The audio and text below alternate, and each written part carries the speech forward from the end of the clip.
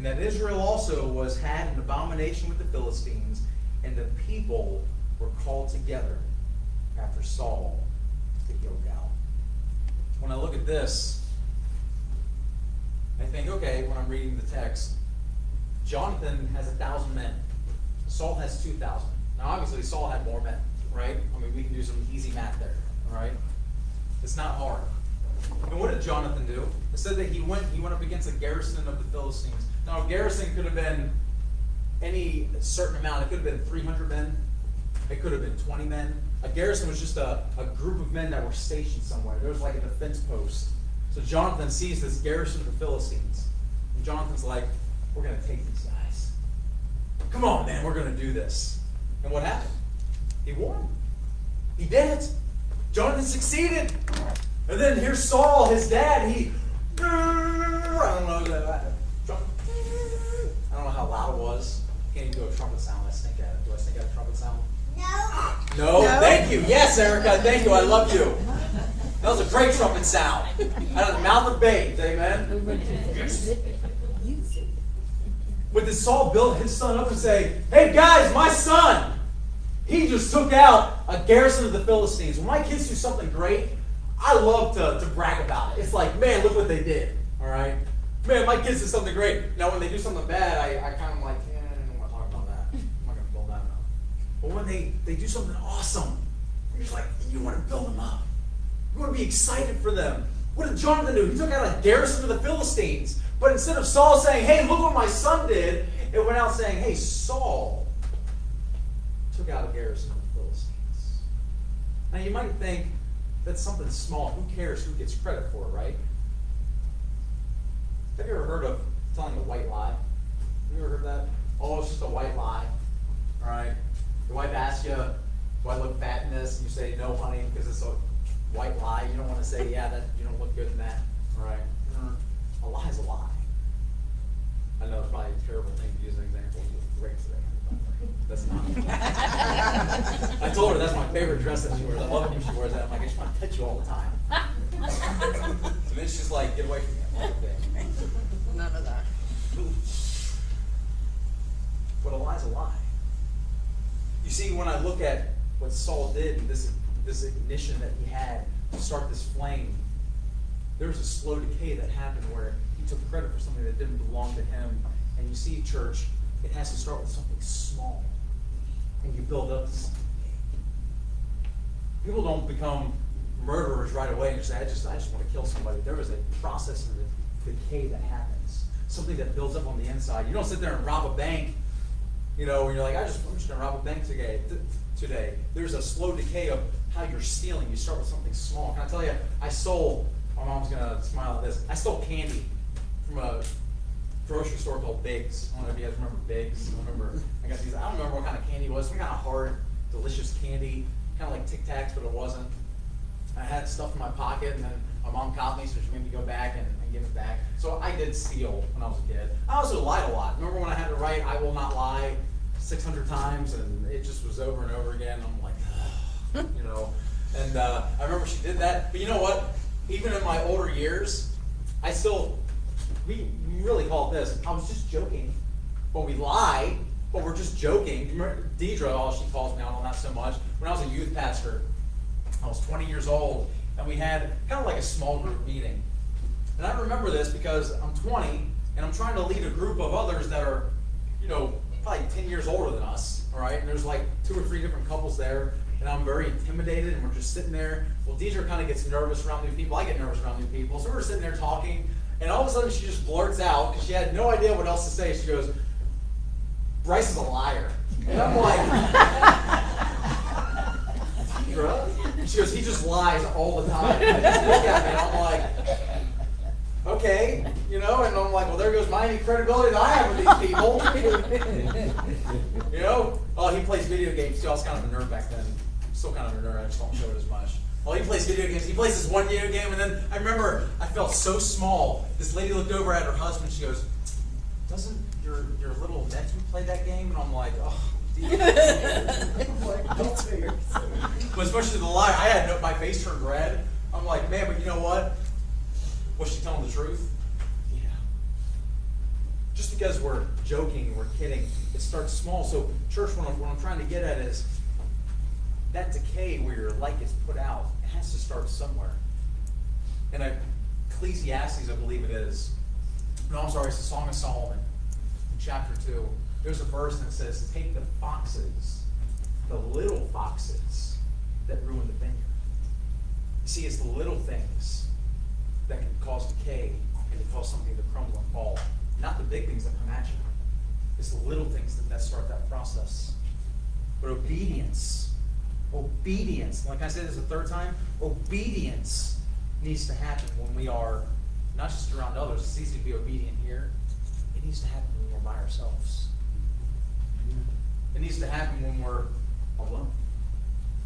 When there's nobody else around.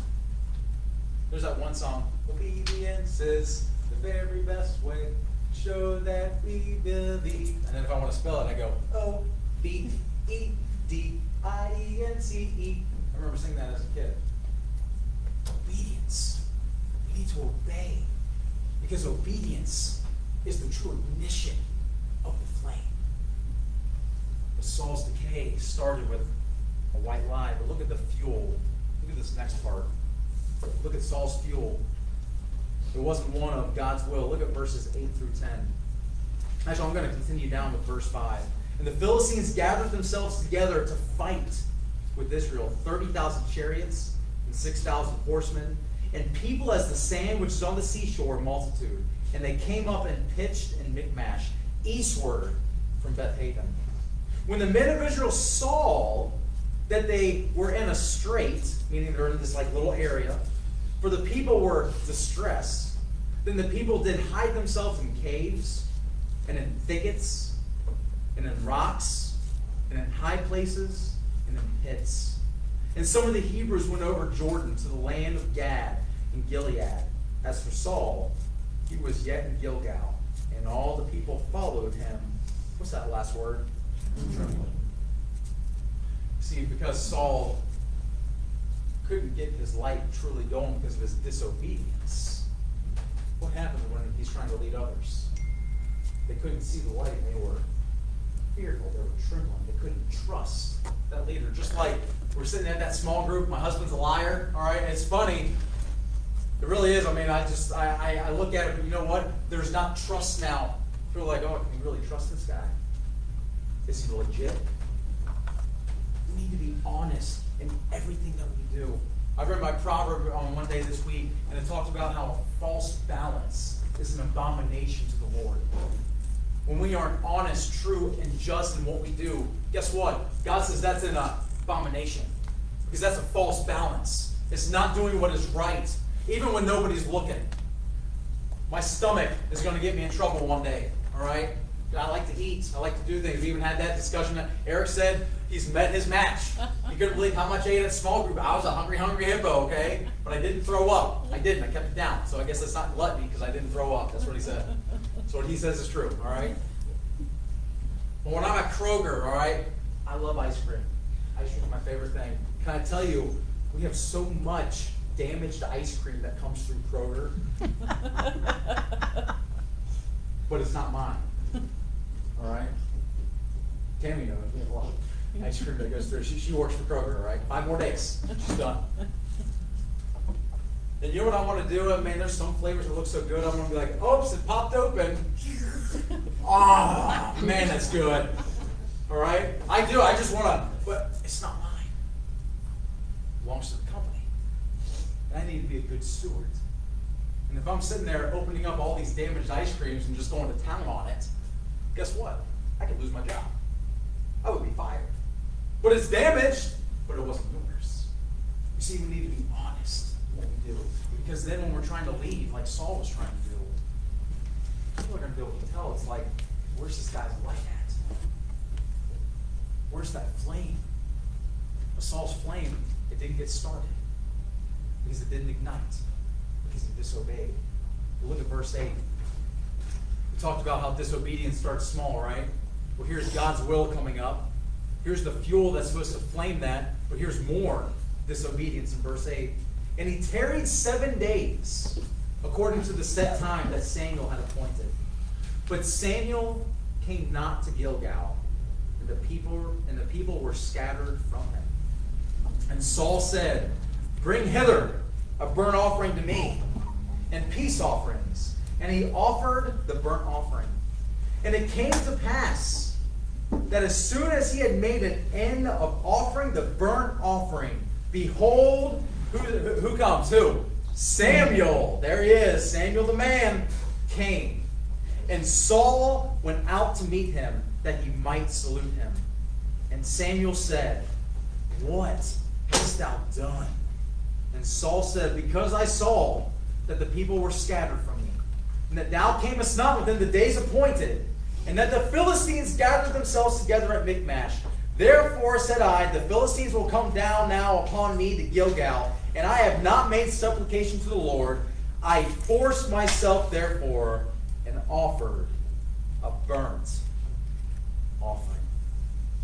God's will for Saul was not to do sacrifices. God's will for Saul was to lead his people. When he went outside of God's will, he no longer had fuel for the fire. Without fuel, his flame could no longer burn. As individuals, we need to make sure we are living out God's will for our life. That includes where we go to serve the Lord and how we serve Him. That's our jobs, where we live, what we get involved with. What we do individually matters to God. What is His will for you in your life? That's what you need to ask yourself. I can't tell you what God's will for you is. I can't. I'm not you. God has something laid out specifically for you and what you are to do. Where are you supposed to work at? You might think, God doesn't care where I work. He does care where you work. I was just telling Robert outside, not this Robert, the other Robert, outside, he asked how my week was, and I said, I got one more week of third shift. Praise God. Yes. I'm going to first. But I told him I was scared to death to tell my boss that I was stepping down. Because I was frustrated, I'm tired. Working thirds is just not good for the family, for my relationship with my wife, with my kids, for my church family, for studying as a pastor. This is rough. And so I finally said, okay, I'm gonna do it. And I'm scared because you know what? I'm just gonna be transparent and honest. Stepping down means I would lose $10 an hour. That's a lot of money. That is a lot to lose, 10 an hour. And I was like, okay, I'm the breadwinner. I just gotta rip it like a Band-Aid, and I have to trust and have faith in God. So you know what I did? I went to him and I said, John, I got to talk to you about something. We're starting walking up the steps to his office. And he says, as long as this isn't about you stepping down, we're turning right back around and walking downstairs. And I stopped there for a second, like, John, it's about me stepping down. Are you serious? I'm like, yeah, I can't do this anymore. And man, I have butterflies in my stomach. I'm like, I can do this. I'm like, I'll give you time to find somebody. I'll give you a month, whatever you need. I'll train the next person that needs to take over for me. But because I was faithful and doing what God called me to do, can I tell you this? In 1 week, I'm going to first, but I don't have to step down. Amen. God made a way and said, here you go. And John's like, I don't want to lose you. I don't want you to, you're too talented. I said, listen, I'll step down. I'll clean the bathrooms. I see some guys cleaning the bathrooms in the morning. I said, those would be the cleanest bathrooms that you have ever seen in your entire life. Yeah. He's just like, that'd be a waste of your talents. Well, but I enjoy cleaning the bathrooms sometimes. I love knowing that I had the cleanest toilet in that store that somebody could use. All right? I love it. But I would do it. And I would do it with a cheerful heart. And I would do it with a cheerful spirit. And I just love it. The other night when I was working, there was a stupid song that came over the radio, and I couldn't get it out of my head. And they played the same songs over and over again. I just started singing it out loud one night. One guy's like, Bryce, you realize that you have this special morale for the entire team here? And I was like, don't say that. I said, I just love people and have a love for the Lord. But people can see that light. What is fueling it? You see, because when I said I'm going to do what God wants me to do and I'm living in His will, man, God fueled that flame. And He fueled that flame so strong that I busted out singing at Kroger. And I don't even know I can't remember what the song was. It's a really annoying song, but you know what? It made others laugh because they're like, I've never seen you sing before. I was like, you probably won't hear me sing again. All right? Come to church, though. But we need to be living in God's will. We need to be seeking Him out daily to figure out what that is. I was even trying